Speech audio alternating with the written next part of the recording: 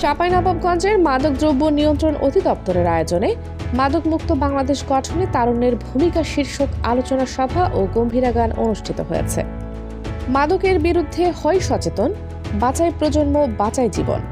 এই প্রতিপাদ্যকে সামনে রেখে 29 জানুয়ারি বৃহস্পতিবার সকাল 10টায় সদর উপজেলার নামশঙ্করবাড়ি উচ্চ বিদ্যালয় থেকে বর্ণাঢ্য র্যালি বের হয়। অত্র বিদ্যালয়ে হলরুমে মতবিনিময় সভা ও গম্ভীরার মাধ্যমে সচেতনতামূলক অনুষ্ঠানের আয়োজন করা হয়। অনুষ্ঠানে সভাপতিত্ব করেন চাঁপাইনবাবগঞ্জ অতিরিক্ত জেলা ম্যাজিস্ট্রেট মোহাম্মদ আনিসুর রহমান। স্বাগত বক্তব্য দেন চাঁপাইনবাবগঞ্জ মাদকদ্রব্য নিয়ন্ত্রণ অধিদপ্তরের উপপরিচালক চৌধুরী ইমরুল হাসান। অনুষ্ঠানটি সঞ্চালনা করেন বালুগ্রাম কলেজের ভারপ্রাপ্ত অধ্যক্ষ মোহাম্মদ গোলাম ফারুক মিঠুন।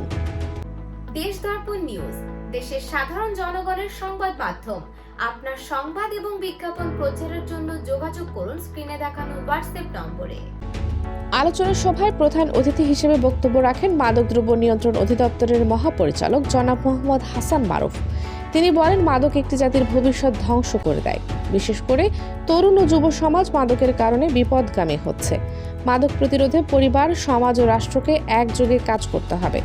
বিশেষ অতিথি হিসেবে বক্তব্য দেন চাঁপাইনবাবগঞ্জ সরকারি মহিলা কলেজের অধ্যক্ষ professor doctor Biplab Kumar Majumdar, civil surgeon doctor AKM Shahabuddin, Chapainawabganj অতিরিক্ত পুলিশ সুপার সদর সার্কেল মোহাম্মদ ইয়াসির আরাফাত, মাদকদ্রব্য নিয়ন্ত্রণ অধিদপ্তরের পরিদর্শক ক সার্কেল মোহাম্মদ রফিকুল ইসলাম ও নামশঙ্করবাড়ি উচ্চ বিদ্যালয়ের প্রধান শিক্ষক মোহাম্মদ আসলাম কবির প্রমুখ। বক্তারা বলেন, মাদকের বিরুদ্ধে সবাইকে সজাগ থাকতে হবে। মাদক শুধু একজন ব্যক্তিকে নয়, একটি পরিবার ও সমাজকে ধ্বংস করে দেয়। মাদকদ্রব্য নিয়ন্ত্রণ অধিদপ্তর DNC নিয়মিতভাবে মাদকের বিরুদ্ধে অভিযান পরিচালনা করছে এবং পাশাপাশি সচেতনতা বৃদ্ধিতে বিভিন্ন সেমিনার, উঠান বৈঠক, আলোচনা সভা ও স্কুল কলেজ মাদকে না বলুন স্লোগান সংবলিত লিফলেট বিতরণ করছে। অনুষ্ঠানের শেষ পর্বে মাদক বিরোধী সচেতনতামূলক গম্ভীরা গান পরিবেশন করা হয়, যা উপস্থিত দর্শকদের মধ্যে ব্যাপক সাড়া ফেলে।